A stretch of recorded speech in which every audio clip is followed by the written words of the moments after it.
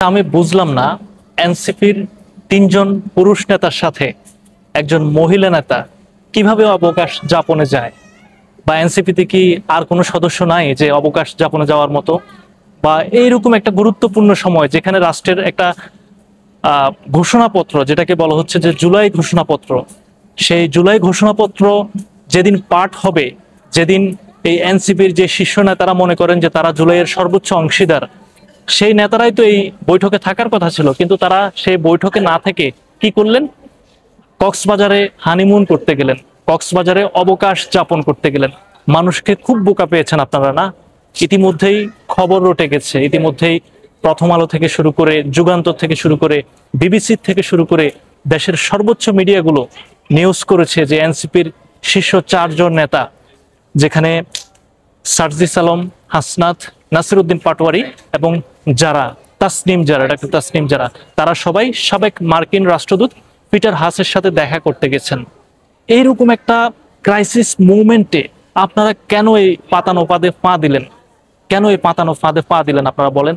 আপনাদের মনে আছে যে মামুনুল হকের কথা? মামুনুল হক যখন একটা অন্যরকম এক সময় যাচ্ছিল, তার একটা ক্রাইসিস মুভমেন্ট যাচ্ছিল, ঠিক সেই সময় কি করলো? তিনি একটা রেস্টুরেন্টে, একটা রিসোর্টে একটা মেয়েকে নিয়ে আটক হলেন। মামুনুল হক ভালো হোক খারাপ হোক, কিন্তু একটা রিসোর্টে একটা মেয়েকে নিয়ে আটক হলেন। ঠিক সেরকম একটা পাতানো পাদে আপনারা পা দিয়েছেন, যেখানে আপনারা এখন টক অফ দ্য কান্ট্রি, যে এনসিপির 4 জন শীর্ষ নেতা কক্সবাজারে অবকাশ যাপন করতে গিয়েছেন, নাকি মার্কিন রাষ্ট্রদূত, সাবেক মার্কিন রাষ্ট্রদূত পিটার হাসের সাথে তারা বৈঠক করতে গিয়েছেন। আপনারা কিছুদিন আগে প্রশ্ন তুলেছেন যে বিএনপির একজন শীর্ষ নেতা মোহাম্মদ সালাউদ্দিন, যাকে আপনারা সবাই চেনেন, যিনি কক্সবাজার বা ওই এলাকার প্রাণ পুরুষ, আপনারা সেই ঘাটিতে গিয়ে কি করলেন? তাকে শিলংয়ের কিং বললেন, তাকে শিলং ফেরত, এটা কি বলবো, কিং, বা তাকে অন্যরকম একটা উপাধি দিলেন, যে উপাধিটার সাথে তিনি যায় না। তাকে বললেন যে তিনি বাংলাদেশের রয়ের এজেন্ট, তিনি বাংলাদেশটাকে ভারতের কাছে বিক্রি করে দিচ্ছেন। এখন আপনাদের কি হবে? এখন আপনারা কোথায় যাবেন? আপনারা পিটার হাসের সাথে বৈঠক করেছেন, এই বিষয়টা কি মানুষ ভালোভাবে নিবে? সংবাদ মাধ্যমগুলো কি ভালোভাবে নিবে?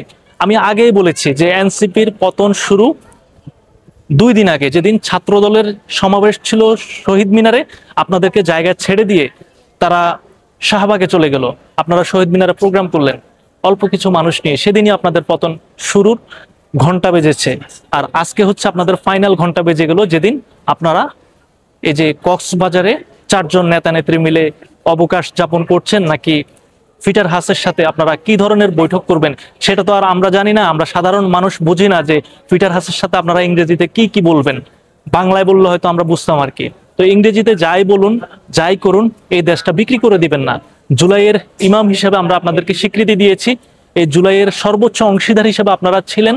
এখন পর্যন্ত সম্মান শ্রদ্ধা সবকিছুই করি, আপনারা রুচিশীল শ্রদ্ধেয় মানুষ, কিন্তু সেই শ্রদ্ধার জায়গাটা আজকে থেকে মারা গিয়েছে। আপনারা আর মানুষের সাপোর্ট পাবেন না, সত্যি বলছি, আপনারা আর মানুষের সাপোর্ট পাবেন না।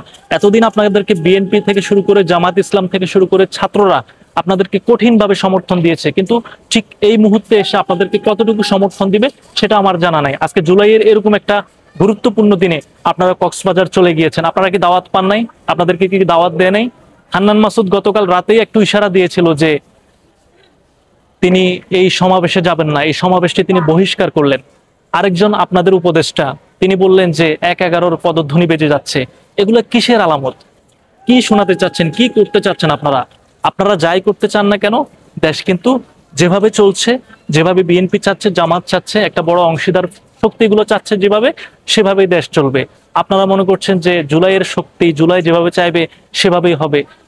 একটা গণতান্ত্রিক প্রক্রিয়ায় ফিরতে হলে, একটা গণতান্ত্রিক ভাবে একটা রাজনীতির যে প্রক্রিয়া, সেখানে একটা নির্বাচন প্রয়োজন। আপনারা নির্বাচন চান না, আপনারা সংস্কার চান। কিসের সংস্কার? সবকিছুর উত্তর পেয়ে যাবেন আস্তে আস্তে, ধীরে ধীরে। আল্লাহ হাফেজ।